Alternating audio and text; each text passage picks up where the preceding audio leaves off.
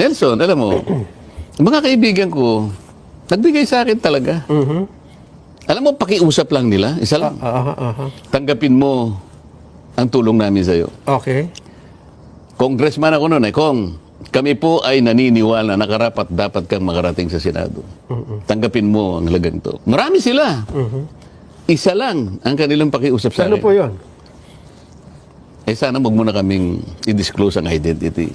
Ngayon, kapag ka naglagay ako ng figure sa contribution, mapipilitan akong mag-disclose ng pangalan nila. Alam mo kung bakit? Merong kaakibat na, kung tawagin, ay deed of acceptance of donation. Paano yun kako? Contribution to eh. Hindi, sabi niya, binigay ko nga sa'yo, contribution, pero utang na loob mo sa akin yan. Ituring mo na lang na utang, sabi niya, di ba? Loan. Hindi, utang lang. Basta utang na hindi babaya. Utang na loob eh.